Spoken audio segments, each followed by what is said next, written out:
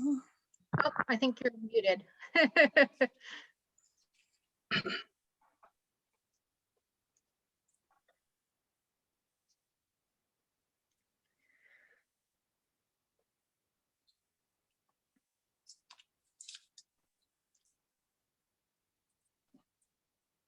The Zoom wave. We've all gotten used to the Zoom wave, right? Like the queen. Yes.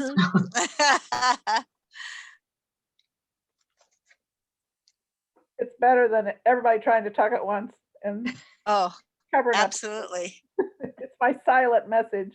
When they ask the question, I just nod or no.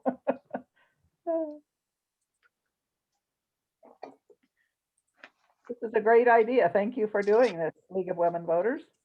Yeah, absolutely. Keeps it in the front of our mind. Yes. Mind still. Makes us think. Yes, Linda, you're right. Okay, it is 7 o'clock. And so we are very excited to have all of you join us this evening to be with us in our Dessert with League by Zoom. And we are very, very happy to have Dr. Brianne Heidbreder with us as well. We want to share with you that the League of Women Voters of Manhattan-Riley County believes in respect for individuals, the value of diversity, the empowerment of the grassroots, and the power of collective decision-making for the common good. Also, the League of Women Voters is a nonpartisan political organization that encourages informed and active participation in government, works to increase understanding of major public policy issues, and influences public policy through education and advocacy. And that is the reason why Dr. Brianne Heidbreder is the perfect person to open up our Dessert with League. And I speak about her in just a moment, but again, we want to welcome all of you for joining us to our inaugural session of informational Dessert with League. Dr. Brianne Heidbreder is the Graduate Program Director and an Associate Professor of Political Science in the Department of Political Science at Kansas State University.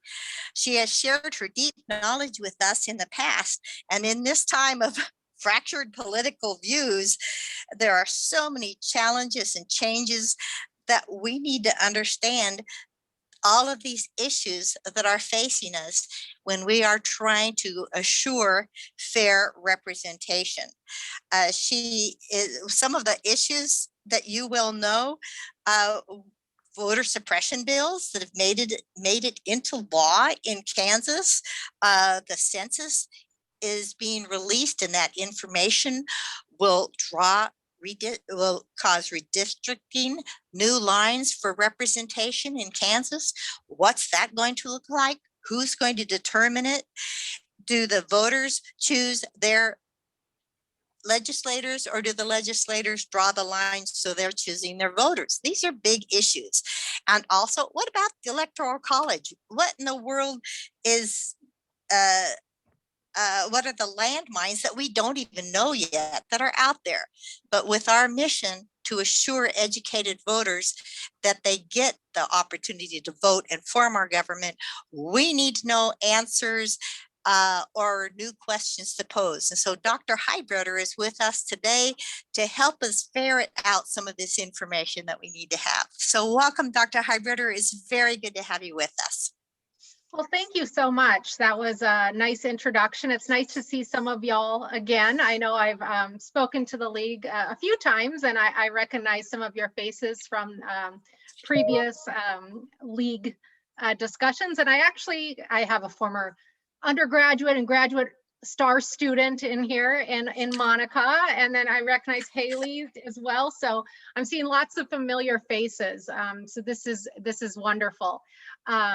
So tonight I prepared some remarks on a variety of topics, you know, as was already mentioned: Electoral College, kind of redistricting and gerrymandering that might come along with that, with the redistricting process, as well as kind of changes or potential changes to federal and state law related to elections and voter access. So those are kind of the topics I've prepared remarks on tonight, but I'm, open to discussing other things, whether it's the filibuster, disinformation, like I said, I won't have all of the information or all of the answers, but I certainly look forward to this conversation that we will have tonight. I am going to share my screen real quick. I'm going to share my screen and then kind of pause sharing throughout to just kind of ask if there's questions or comments throughout, rather than go for 30 minutes straight and not get any, any engagement. And so I'll start by sharing my screen, but then I will come back. So as I mentioned, I've prepared some remarks on some of the topics that were already mentioned, kind of the Electoral College, redistricting, and then some of those important or key pieces of legislation that are being discussed right now. At the national level, you have the For the People Act, and the John Lewis Voting Rights Act, as well as kind of state legislation. Some states that have chosen to try to pursue very restrictive voter access bills, so kind of voter suppression efforts, as well as some states that have tried to open up voter access. And so that's kind of where we're going. So let's start though with the Electoral College, just because that's what's first on my slides. So we'll start with the Electoral College, and then we'll move on to some of these other key issues. So these are just a couple of quotes. Might be kind of hard for you to see that right now, but the first quote is the present rule of voting for president is so great a departure from the Republican principle of numerical equality, and is so pregnant also with a mischievous tendency in practice, that an amendment of the Constitution on this point is justly called for by all its considerate and best friends. And that's actually a quote from James Madison, one of the founding fathers and authors of our Constitution. So shortly after the Constitution was drafted and ratified, some of our founders were already questioning the wisdom of the Electoral College. Thomas Jefferson also questioned the wisdom of the Electoral College due to what happened in the 1824 presidential election, which was the first presidential election where the Electoral College and popular vote, or where we did not receive a winner that received the popular vote victory. Another quote, maybe a little less kind of using the eloquent language of our founders, is you win some, you lose some, and then there's that little known third category. And that was Al Gore who said that. And he knows better than some how the Electoral College can work and some of the problems associated with the Electoral College.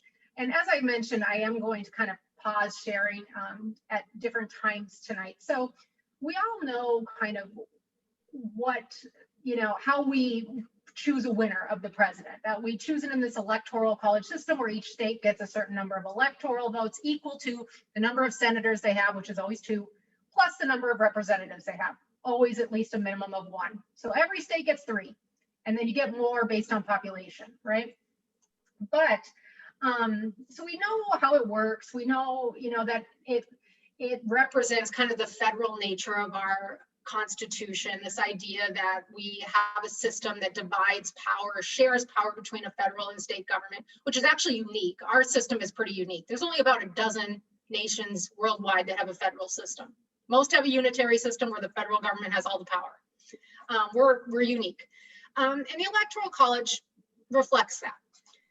But there are problems, and we've seen these problems with the Electoral College. So rather than spend time kind of lecturing on what the Electoral College is, you all know it, let's talk about some of the problems. So first and foremost, it doesn't always match the popular vote. So in a democracy, the idea is the person with the most votes wins.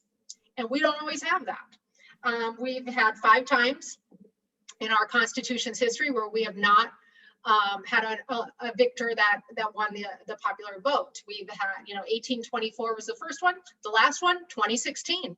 We've had 2 recently in the last 2 decades. That's actually quite a bit for the last, several presidential elections. And the concern is that we are set up in a way, because of how our population is spread out, and how people tend to, we see people clustering in areas where they're ideologically very homogenous. So, Democrats are living in metro areas and urban areas. Republicans are living in rural and more suburban areas. So we're set up in a way where this might become a problem consistently. Like this, the fear is that this is going to start happening more frequently, where you're going to have an electoral college winner that doesn't win the popular vote. And so that's the real concern. So of course, that's problem number one. You live in a democracy. The idea is the person that wins the most votes is supposed to win. What happens if we get into a situation where that's consistently not happening? Or even if it's not happening 30% of the time, is that something we're willing to live with, right? So that's problem number one. Problem number two, and it's related, of course, but can anyone tell me what state Donald Trump won the most raw votes in 2020? Raw, not electoral college votes. Does anyone know the state where he got the most votes? He ran up the tally and the highest amount of votes he got. Because this actually surprises people. It's California. Donald Trump won 6 million votes in California. He won 5.89 million in Texas. Donald Trump had more votes for him in California than he did in Texas. If you actually look at the top 5 states where he won the most votes, California, Texas, Florida, New York, and then Ohio. Now Biden, he won the most votes in California too, as far as his totals. He won over 11 million votes in California. Biden really drove up his popular vote in the state of California because it's a populous state, right? But the second state where Biden won the most raw votes, not electoral college, because he won, if you don't win by even one vote, you get nothing in the electoral college. He won the next highest state where his raw votes were, Florida. 5.297 million votes were cast for Joe Biden in Florida. Then Texas was next, then New York, and then Illinois. So in both cases, the top 5 states where they got the most votes, he didn't win them all, right? So those 6 million Trump voters in California got nothing in electoral college, 0. Those 5.3 million Biden votes in Texas, they got nothing in the electoral college. Because if you don't win the popular vote, except for Maine and Nebraska, which are unique, and I'll talk about those in a moment, you get nothing. So this is a problem with the electoral college because the idea is minority party voters in non-battleground states feel as if their votes don't count. So if you're living in a state where the other party always wins and you're not in a battleground state, so it's not real competitive, and you're a minority party voter, you feel like your vote doesn't count for president. You feel maybe like it counts more for House or Senate or some of the local elections that are sometimes more competitive.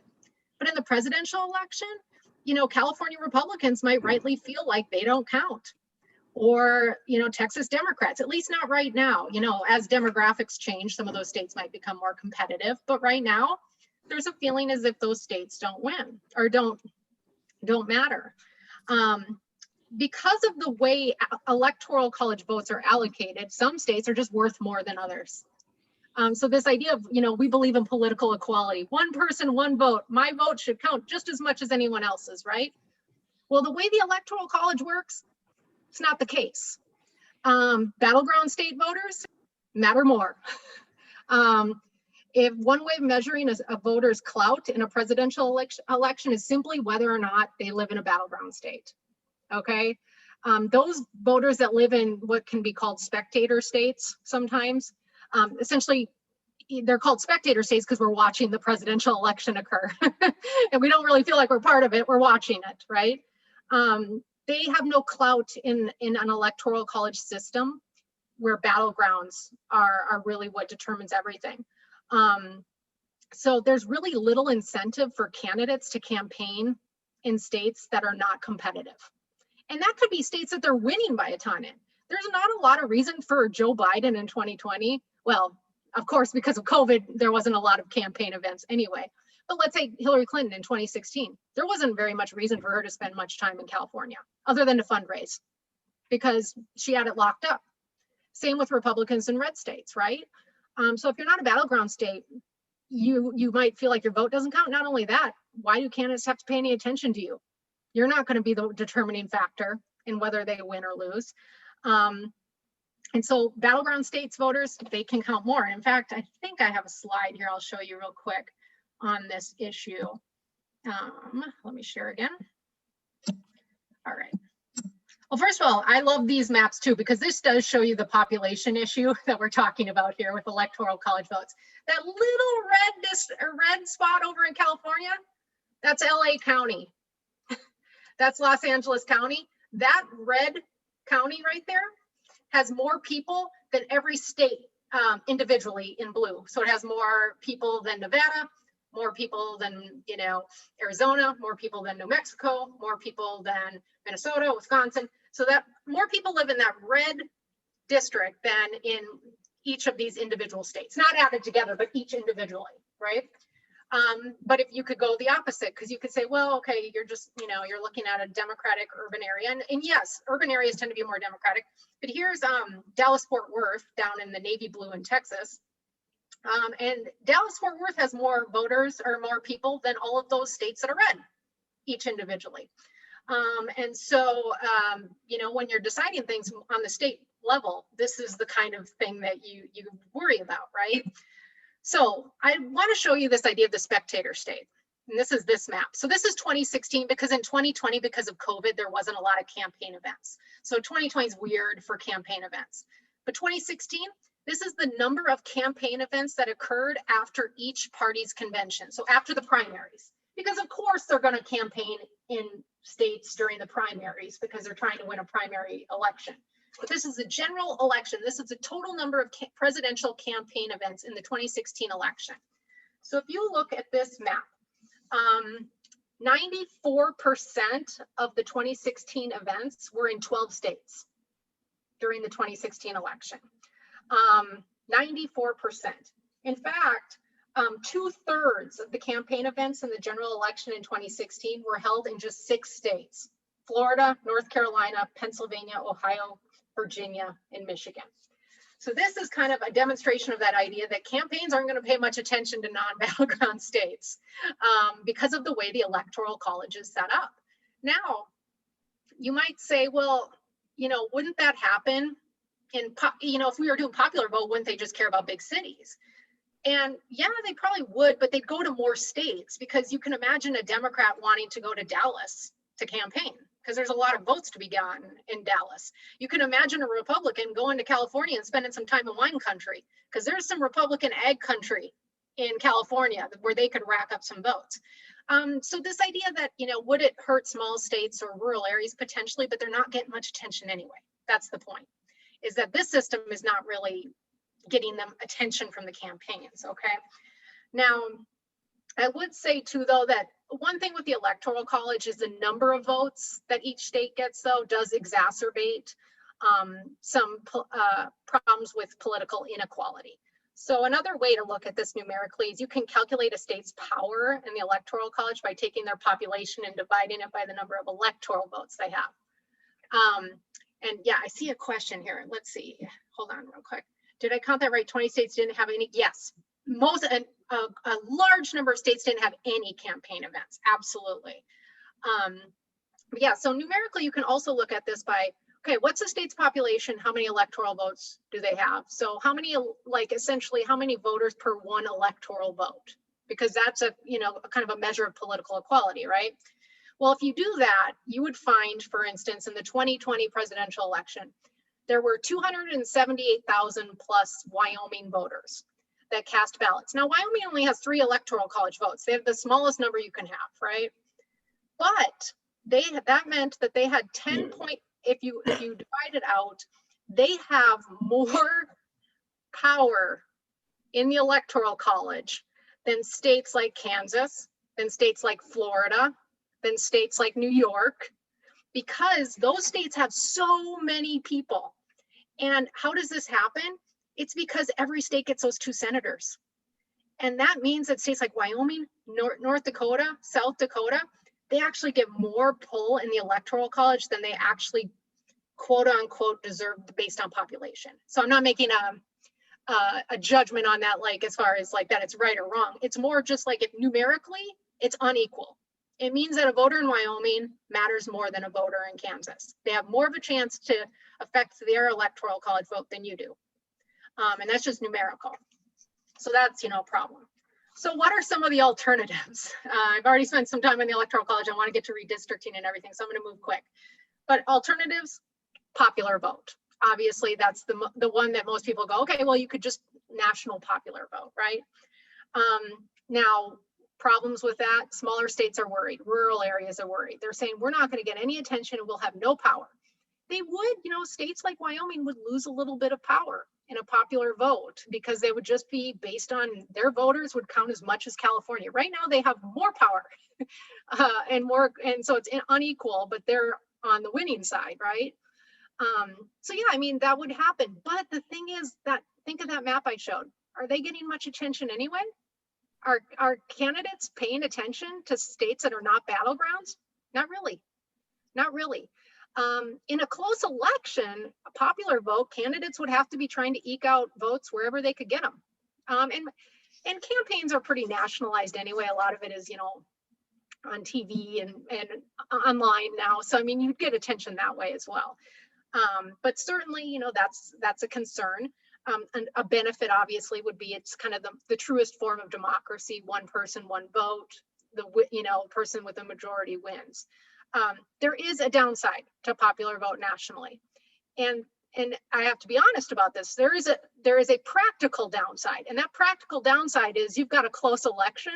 Think about what happened in Florida in 2000, the recounts. Now do it nationally. Because think of how much of a mess it was trying to get county recounts and having the judges there looking at every ballot. Is that a dimpled Chad? Is that an undervote? What was the intent of the voter? Now do it nationally.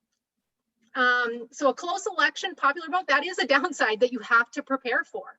If you take it to a national popular vote, close elections, you have to have a way to recount that or to determine how you're going to, deal with those kind of logistical issues. Other countries do it. It's not like they don't, but that is something, certainly that would matter. So I see a question that came up is, would Kansas get more attention if they had a popular primary vote earlier? Potentially. Early primary states get more attention, and they get more attention kind of throughout the cycle. Like Iowa, all of a sudden by 2022, you're going to see a lot of politicians attending the Iowa State Fair. And they won't be saying that they're running for president, but all of a sudden they have a lot of interest in going to Iowa and going to the state fair. And when they do that, you're like, oh, I see Ted Cruz is running for president, or whoever that did that in the 2016 cycle, right? So there are states that get more attention simply because they're earlier. Iowa, New Hampshire. Some of the complaints about those states are they are extremely white states, population-wise, not diverse, but South Carolina and Nevada come next, and those are more diverse states, right? Would Kansas get more attention? Potentially, but the parties have been kind of hesitant to let states leapfrog other states because we're already front-loading primary elections, and if you let states keep going earlier and earlier, the question is, we already have a really long presidential election. Do you want to increase it by a couple more months because states keep pushing it up? So yeah, but Kansas could get more attention by doing something like that, certainly. I mean, in 2016, there was interest in the Democratic side in Kansas because Hillary Clinton and Bernie Sanders were running a somewhat close. I mean, it was less close after Super Tuesday, let's be honest. The votes did not suggest that Sanders had a chance after that. But at the same time, you could have, it have more clout, I guess. Other alternatives to the Electoral College, the National Popular Vote Interstate Compact is starting to get some attention. That's an alternative. What that is it's some states have agreed and have signed on to a compact with one another. And there's a group of US states, and then the District of Columbia has signed on too. And they have said, we are going to form a compact, and whoever wins the popular vote nationally, we will award all our Electoral College votes to that person, regardless of who won in individual states. So essentially, they would kind of try to trump this Electoral College, and no pun intended, trump the Electoral College and say, we're going to award all of them. The compact doesn't go into law until enough states to equal 270 have agreed.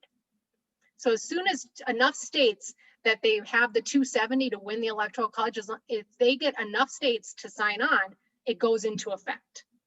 Right now, the states, as of this month, the states that have agreed, there's a total of 195 Electoral College votes.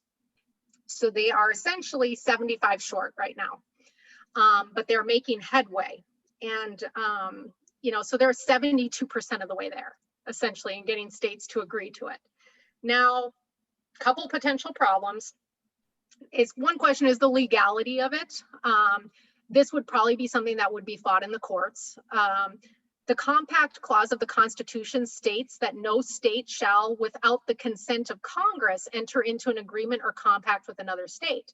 But the courts so far have said they can do it, and that the Congress doesn't have to sign off on everything unless the compact increases the political power in the states, which may encroach upon or interfere with the supremacy of the United States. So that's the question right there. And it won't be challenged until someone tries it, right? But right now, so we don't know how it would come out, right? So one question is legality. Another question is, like, the state of North Dakota is they kind of freaked out about this when this year. And what they did is they're discussing a law now. They haven't passed it. They're just discussing it in committee and stuff. They're discussing a bill that would hide their state's popular vote until after the meetings of all presidential electors. So essentially they're saying is, we're not telling you what our popular vote is until the Electoral College meets. And so they were thinking that this could prevent this from occurring, right? The problem with that is North Dakota only has about 300,000 votes. So like Biden this time around, he won by 7 million votes. So he doesn't need no 300,000 from North Dakota. We still would know he won. But could other states do this potentially to try to stop this? That's a question. I don't know. Major issues for transparency, though. If states are not announcing how many votes were cast and who got votes, I mean, that's a huge transparency issue, huge. And so that's why North Dakota said, oh, we're just discussing it. We're not going to do anything right now, because I think they knew the pushback would be severe. But that's a question. And then a third alternative would be to kind of follow the Nebraska and Maine plans. In both of those states, they have kind of a proportional electoral system. The winner of the state gets 2 Electoral College votes, kind of for the 2 senators, if you will. The 2 go to the state winner. But then in each congressional district, if a person wins that congressional district, they get 1. So you can actually split the Electoral College votes. So for instance, in 2008, Barack Obama won 1 Electoral College vote in Nebraska. And that Electoral College vote was from the district with Omaha in it. I don't know what number district that is, but the Omaha district, he won that one, right? So that could be, the benefit there is it could encourage candidates to pay a little more attention to states where there are pockets of concentrated Democratic or Republican voters. Like I said, maybe a Republican spends a bit more time in California because they can win a few of those congressional districts. Maybe a Democrat comes to Kansas City and tries to win that Kansas, kind of the more urban congressional district in Kansas. So, that could be a benefit. The downside is the next topic, though. You do that and you've increased the stakes even higher on redistricting. So the next topic is redistricting. And if you award Electoral College votes by House district, those House districts become even more important. They're already important. Redistricting is already important. Now, if you are awarding Electoral College votes by district, those House districts, the stakes are even higher now, right? So let's talk a little bit about redistricting, and then I'll stop for some questions, okay, if you have any. Oh, hold on. I thought I shared my screen, but I did not. Okay. All right. Sorry about that. Okay. So those were the alternatives to the Electoral College I just discussed. So redistricting. We had a census, the 2020 census, and there were some changes in congressional districts. So every 10 years, every state has to hold, we hold the federal census, And then based on the populations in the state, we reapportion Congress in the House of Representatives, because every state gets at least one representative in the House, no matter how small. So there are some states where, you know, North Dakota is an entire House district. Wyoming is an entire House district. But you get more or less based on population changes. So there were some changes in 2020. The states in purple all lost one House district. So they have lost one. So New York, Pennsylvania, West Virginia, Ohio, Michigan, Illinois, and California all lost a House district. There were some states that gained one. Oregon, Montana, they're actually going to have two now. Colorado, Florida, and North Carolina all picked up a House seat. Texas picked up two. So they saw, and you know what's interesting about this is I believe California even increased its population from 2010 to 2020, but it wasn't enough to keep up with increases elsewhere. So they lost one. And so, you know, this doesn't necessarily mean that the states in purple shrunk. Some of them did, but it's kind of how these are spread out, because remember, North Dakota always gets one, South Dakota always gets one, no matter how small their population is. And if we only have 435 House districts, they got to come out from somewhere. And so population shifts and the rest can lead to states losing or increasing their House districts. So who draws these congressional district lines? States in red do it. The state legislature is the driving force behind redistricting. They get to draw the district lines. And in the United States, basically the rules of redistricting are the districts are supposed to be contiguous, so all connected. You're not supposed to have like this section of the state and then a little dot over here. They're supposed to be connected. And each district is supposed to have the same number, approximately the same number of people living in it. So you don't have what's called malapportionment, which would be one district with 100,000 people and another with 200,000 people. So the states in red, that's where the state legislature. And so it's a very partisan process in those states. The purple states, you'll see Idaho, Washington, that's a political appointed commission. The pink states, I don't love the colors. Sometimes it can be hard to distinguish, but this isn't my map, it's someone else's. So the pink are state legislatures with an advisory commission involved. The kind of aqua color is an independent commission. So kind of nonpartisan independent commission. I mean, and I would put nonpartisan in quotation marks because we all are, you know, most people have predispositions, even independent commissions, right? And then those other blue states were single district. Actually, Montana's changing though. They're going to be they'll actually have to create districts. So this, when you give state legislatures or political people the power to draw the districts, you open yourself up to something called gerrymandering, which you all are much aware of. You know, this is not something that's new to you. This is gerrymandering is drawing of political districts for partisan purposes. All right. You can typically tell a gerrymandered district by looking at a map and seeing something that looks really strange. You know, kind of from a geometric standpoint, it doesn't look neat. It's, you know, very, you know, a lot of them snake around. Here's two of them. I chose a Republican district and a Democratic district to show you that this can occur on either side of the aisle. The one on the left side of your screen is Texas's 2nd congressional district. That is Dan Crenshaw's district in Houston.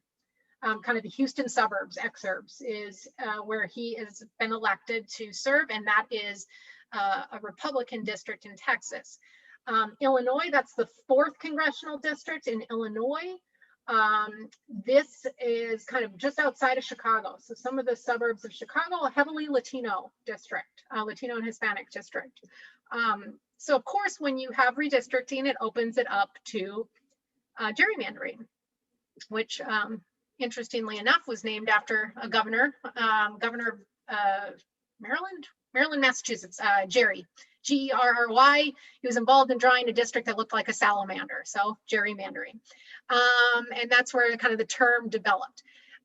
And so it's the drawing of districts for partisan purposes, and it is pretty much allowed in the United States. The only time gerrymandered districts really have run into judicial problems is when they are drawn in a way to reduce the power of minority voters racially, so racial minority voters. Okay, that's the only time that courts really tend to step in and say, no, you can't do that. However, sometimes districts you can do gerrymandering in two ways. You can splinter, which is if you're the majority party. Splintering is drawing your districts to splinter up the minority party as much as possible.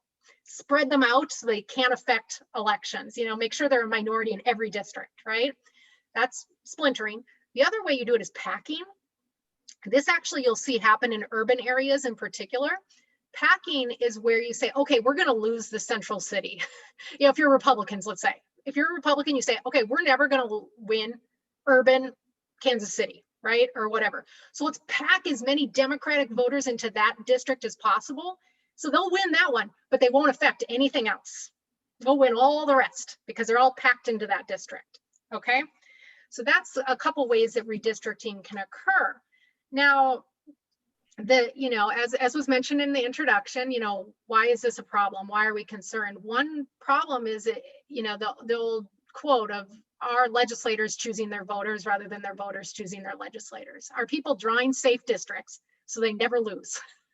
And so they're saying, here's the voters I want in this district because these voters really like my party and like me.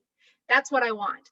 Rather than drawing them in a way that makes sense, you know, and just kind of geometric sense that just, you know, kind of divides the population in a normal way, where the voters then get to pick who they want. Rather, you're putting people in districts that kind of are predetermined who's going to win.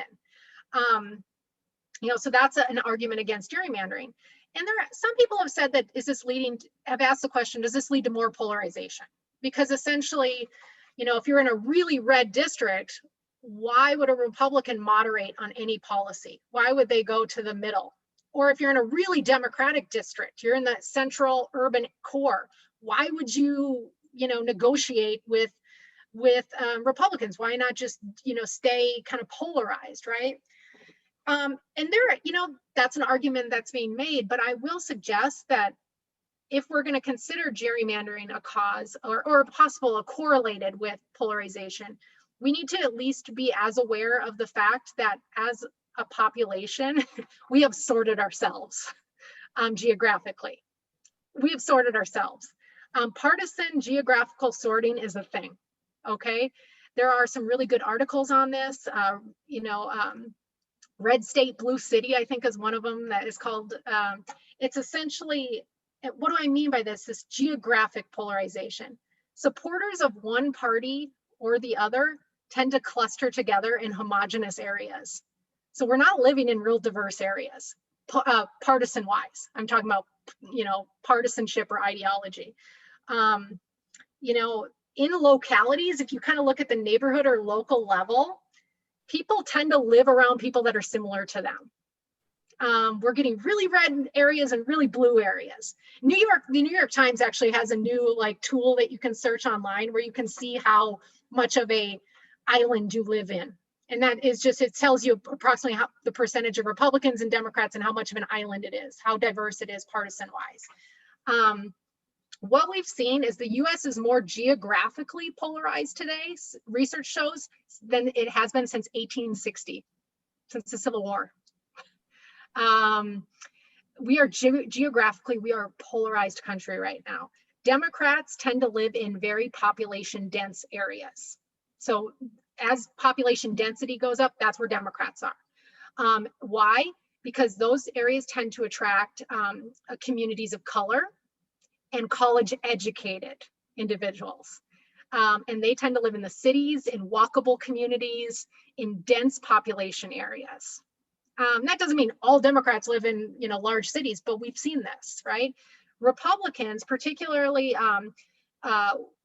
white Republicans in the South, and then white individuals without a college degree, have tended to stay in rural areas or in kind of some of these lower density suburbs, especially in the South, you see that.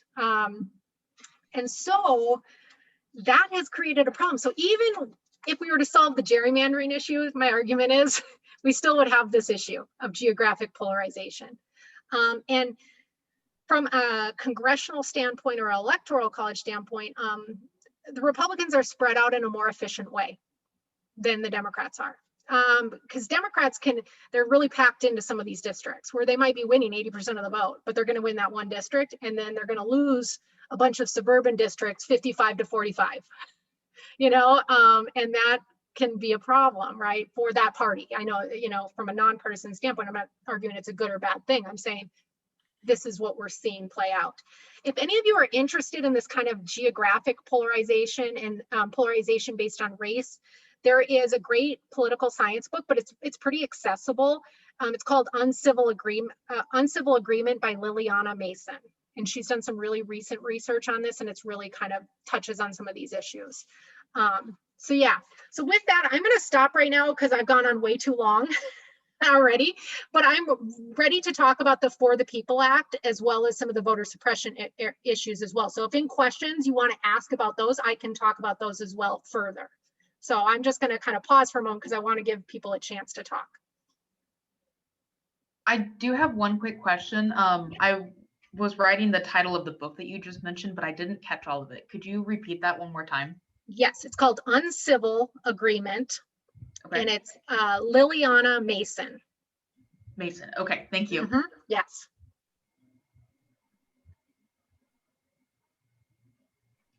I have a question about Take how your we time. attract people to this issue. Do you think that fair maps as a phrase gets to the heart, and how do you explain fair maps if you are going to excite young people to get into this? Absolutely. I think fair maps as a term, I like it. You know, it's I think that is easier to maybe understand, or it's an easier pitch than like, we don't like gerrymandering, because some people don't even, you know, they're like, well, what is that? Or, and even if they understand it, it seems kind of like, oh, is this something that really touches on my, why should I care about this? Right. So I like phrases, simple phrases like that, like fair maps. I like that. You know, one way I've approach this in classes, because, you know, when I teach Intro to US Politics, I'm teaching Democrats, I'm teaching Republicans, I'm teaching people that don't really know, all over the political spectrum, is I do like to present the information, like when I was doing with the Electoral College, where I basically say, like, here's how Republicans are losing out in California, and here's how Democrats are losing out in Texas. So when you're talking about fair maps, I just think I like that phrase, but then also making sure that your audience knows it's hurting them no matter what side of the political spectrum they might be on. Framing it in a way where it's not just, and I mean, it can be tough because with gerrymandering, you know, right now, the Republicans are in the position of power on gerrymandering because they control more state legislatures than Democrats do. Okay. And so they're kind of in the driving seat. And so we're probably going to see more gerrymandering on that side of the aisle, just numerically. You know, if Democrats control more state legislatures without regulation, we might see more Democratic ones, right? But it's kind of making sure that you have examples and you can show people how it can affect them regardless of where they are on the political spectrum. Where do you point for an example of a fair map? Where do you give the counter example? Yeah, it's tough because, to be honest, there's a lot of states that some of the states that have adopted the commissions are pretty recent. So we haven't seen a whole redistricting go through, like in Colorado or places like that. Iowa is the one that's had it the longest. If you look at like Iowa, and I'm not saying that I love Iowa's system either, but if you look at their map, it looks the most, or it looks, some of the districts, they look most normal. And what I mean by that is they geometrically, they look like they're not messed with. You know, like I said, it's not these weird snake, you know, kind of districts. So that would be something, you know, to kind of show them that might be a way to do it, is kind of look at some of those states that do have the commission, and especially after this new redistricting. Unfortunately, right now, minus the For the People Act passing, which is a very, very low chance, I would argue, redistricting is going to happen. And as far as gerrymandering will be present in many states, is what I mean. Not just, of course, redistricting is going to happen, but I mean gerrymandering is going to occur in some states, putting pressure on state legislatures. There's groups that have filed lawsuits successfully in the past over redistricting, typically arguing, you know, kind of that minority votes are potentially being diluted the power of their voters. But yeah, I like fair maps, showing them what some of the other states are doing, kind of coming at it from, especially with young voters, some of them tend to, not all, but like moderate young voters tend to like this idea of independent commissions, even though how independent they are is you know, it kind of is it depends on who chooses them, what the makeup of, how many people are involved. Do they have to have approval of the legislature? You know, there's a lot of questions on how they work. But, you know, I mean, the For the People Act would get rid of partisan gerrymandering essentially, or it would make a real attempt at it. But it's, you know, like I said, the chance of that occurring, of it passing, is very, very, very slim right now.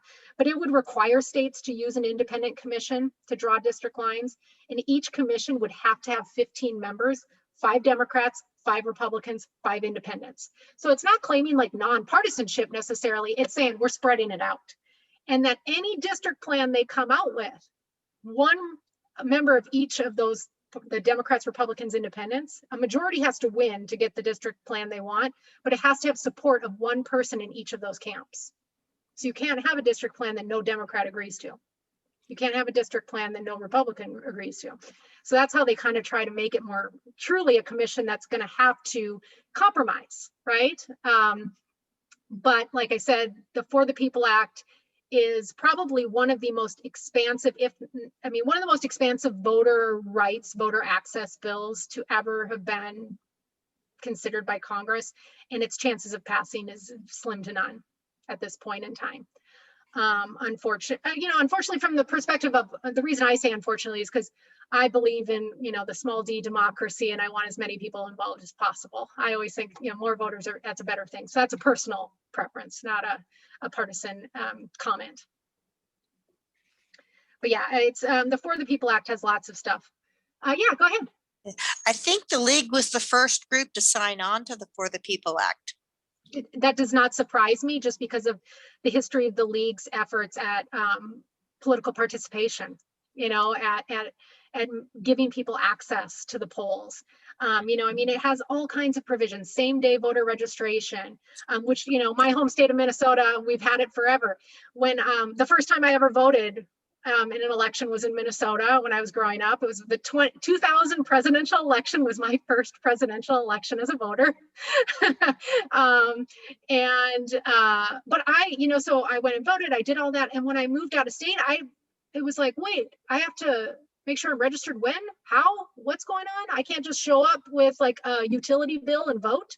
You know, the For the People Act, same day voter registration, automatic voter registration. You know, if you go to a state agency, you know, Department of Motor Vehicles, things like that, you're automatically registered unless you check a box saying you want to opt out. You're automatically registered to vote. 16 and 17-year-olds can pre-register to vote. It restricts the practice of voter purges, which I know the League was very involved in trying to contact people that have been purged from the voter lists. It makes Election Day a federal holiday. Requires states to offer online voter registration, establishes criminal penalties for any person who tries to hinder or interfere or prevent with another person registering to vote. Voter verified paper ballots. So it tries to, you know, election integrity issues. It requires states to preserve paper ballots for recounts. Like I said, those partisan gerrymandering issues, requires people running for president and vice president to release 10 years of tax records. So ethics provisions. It's all in there. It restores everything in the Voting Rights Act. So the new one is the John Lewis Voting Rights Act.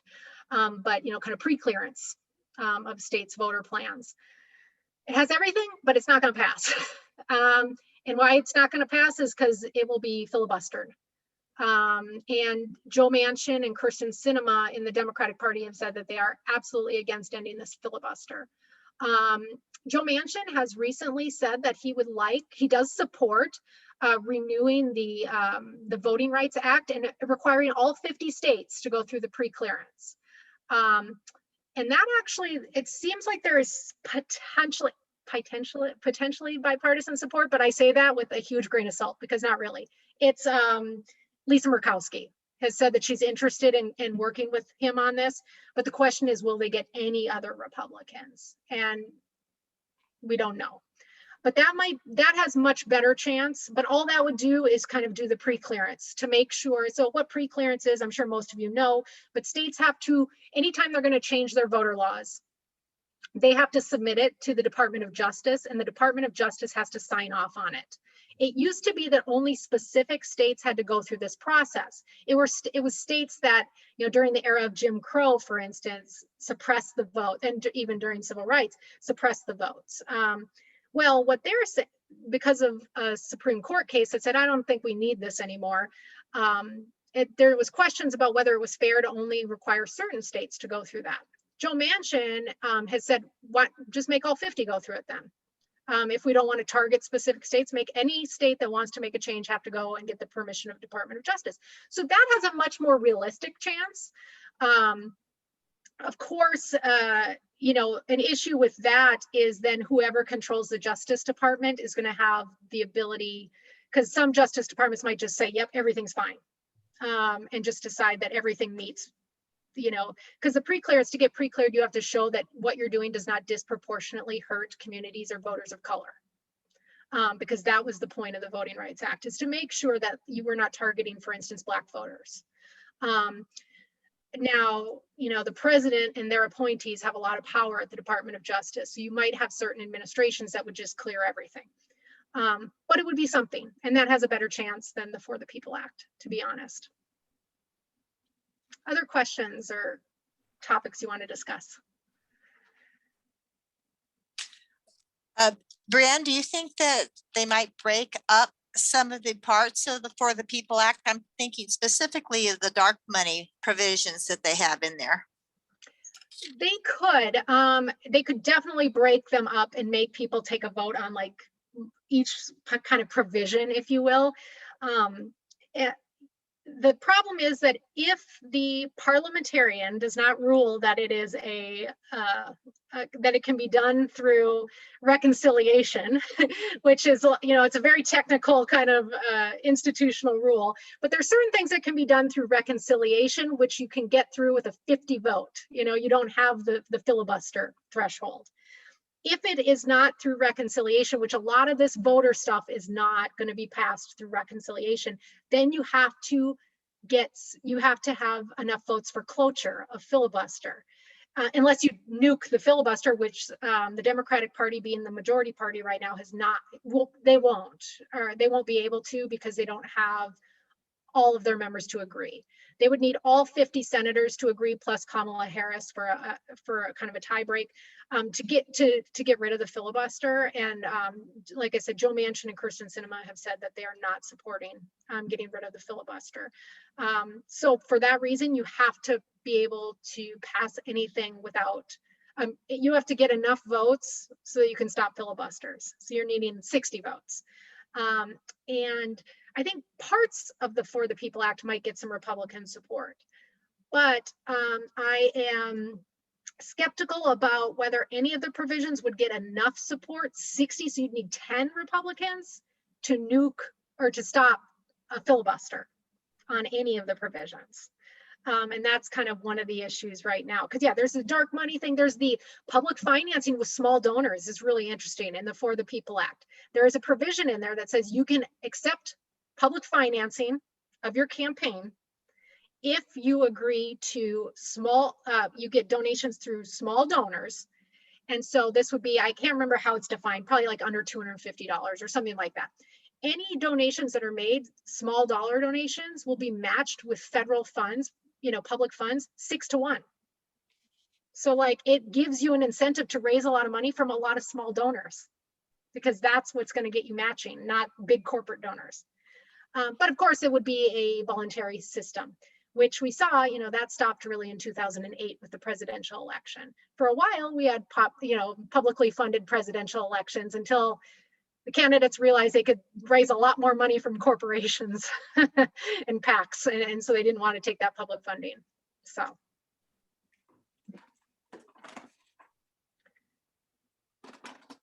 Other questions? I haven't even really talked about what's going on at the states. It's interesting. You have a mix at the state level. Some states like Georgia, Texas are really introducing some very restrictive voting laws. This session, or some of them have already enacted, others are still discussing it, hasn't voted on it yet. Limiting mail voting, limiting early voting, voter ID laws, Kansas discussed, I believe, limiting the number of mail votings that any one person could turn in for other people. So that's limiting organizations trying to help people with early voting. So we've had some of that. There are some states, though, that are trying to expand access, getting rid of felon disenfranchisement laws, automatic voter registration. But we're starting to see some some votes that really engage in some voter suppression in some of these states. Now, how they're going to play out, that's curious. That's kind of an open question, because research does suggest that the higher the cost of voting, you're going to suppress turnout. The more difficult you make voting, less people are going to vote typically. Okay, that's the general pattern. However, there is some evidence that sometimes if you do it in a way, if you try to suppress the vote in a really, kind of egregious way, and people make it an issue and are loud and are and organize early, there can be a backfire. Meaning that in some cases, now, like I said, there has to be actual groups like the League or people like this that are educating people and getting them the information they need to vote to try to counteract these efforts. But communities can feel like, oh, you want to take my vote away? Well, we're going to show you. There can be a backfire effect. Some people said that's kind of part of what happened in 2020 in Georgia. After kind of the 2018 gubernatorial election with Stacey Abrams, that 2020, that group and those groups really publicized these efforts, and they saw increases in turnout, particularly in rural Black communities in Georgia. There was some really interesting increases. But like I said, in general, you can't count on that. Voting suppression works, or voter suppression efforts can work, but you need groups to try to counter it if you want to try to prevent turnout to go down. Bob Crew has a question. Oh, go right ahead. Oh, I think you're on mute. Oh, I think you're muted.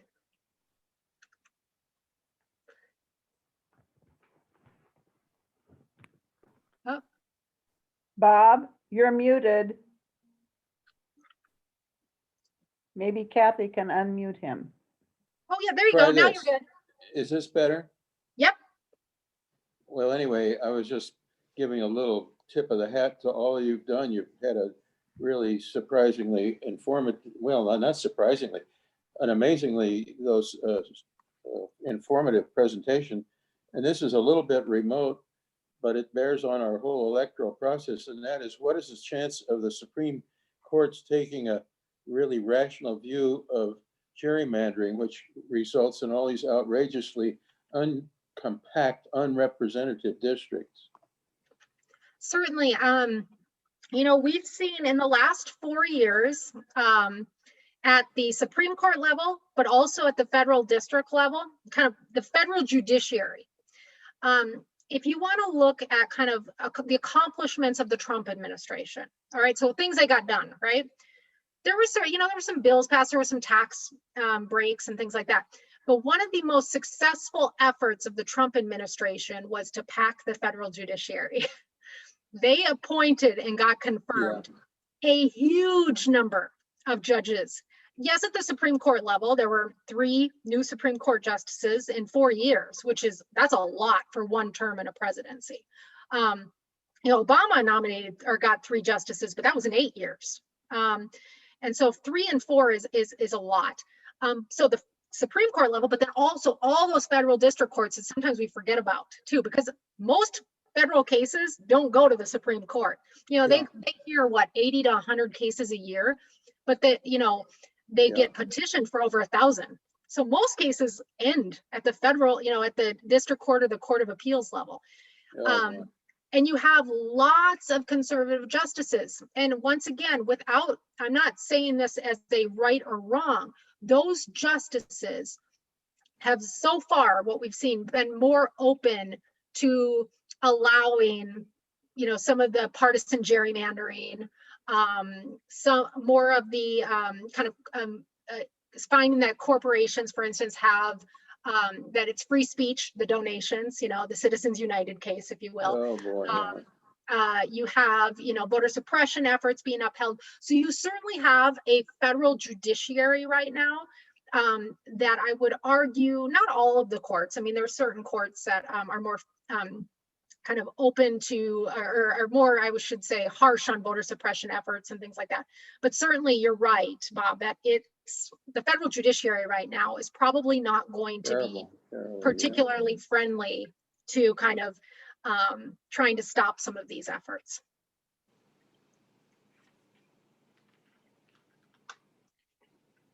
I don't want to be the bearer of bad news, but I'm sure you all thank are. you. You all Thank are you, aware thank of you, thank this. Marcos has a question in the chat. too. Oh, okay. Oh, yes, I do see that now. Sorry. Sometimes I get so focused, I don't look at the chat. Aside from Joe Manchin's Crusader, is there anything from the For the People's Act you think you could pass individually? That's a really good question. I think some of the voter integrity stuff, the requiring paper ballot trail, I think some of that you might get some bipartisan support for. Because it's not necessarily making voting easier or registration easier, but you might get some of that kind of the election integrity, the having a paper ballot receipt, like that kind of stuff. I think you could potentially find some support there, right? Because that's not seen as such a, it's not seen as benefiting one party over another as much as some of the others. And it's kind of sad that that's the way all of this has become framed, because we should want all voters to have access regardless of party identification and things like that. But it certainly has become this partisan or ideological fight. But yeah, Marco, so I'd say maybe that you might find some efforts there that could help with that. Like I said, Joe Manchin's going to try the John Lewis Voting Rights Act. That's part of the kind of For the People that would, and maybe you could find that, the pre-clearance for all 50 states, but even that's going to be an uphill battle, I think. But that more likely than the full bill. Yeah. Go ahead, Kathy. Oh, you're muted. I'm sorry about that. Didn't okay. show up in my picture there. We could keep you here all evening, Dr. Heidbreder, but we did say an hour. And I just want to thank you on behalf of the league and our guests here for just really giving us, like Bob said, a whole lot in a very small amount of time. And we just greatly appreciate that your willingness to talk to us and to let us see things that when we think we know it all, we realize we've only scratched the surface. So absolutely, thank you very much. And do you have any questions of us before you log off, or any guidance of where you want us to go forth? Nothing I can think of, but I do want to say thank you for inviting me again. I always really enjoy talking to your group. It's so awesome to talk to a group of, involved, educated, passionate people about voting rights. We've talked about interest groups in the past. We've talked about a variety of things, and I always just really enjoy it. So just keep inviting me if you want me back, because I'm happy to do so. And certainly, with my classes, I'm always telling them of the good work you do. Particularly I teach a class on gender and politics, women in politics. So I mentioned your group, and so I just really appreciate everything you do at the local level and at the state level here in Kansas. Thank you. We're looking for an intern. If you have any promising students, we were talking about this before this started. Absolutely. I will keep that in mind. If I get some undergrads, I might have some that might be interested. So I'll send them your way. All right. Well, we had a fun thing the other day when I was in a Zoom, and they told everybody to unmute themselves and then say thank you and clap and cheer. So let's take 5 seconds to everybody unmute yourself, and let's say thank you to Dr. Brianne Heidbreder.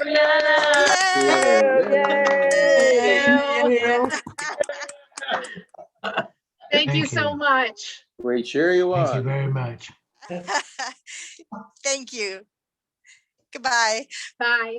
And I'll email my slides. to someone. There you go. Oh, I'll get great. them done tomorrow, and I'll make sure everything's in a PDF tomorrow, and I'll email them to you. Okay, great. Thank you, Thank you very everyone. much. Bye-bye. Thank you. Goodbye. Her smile is so contagious.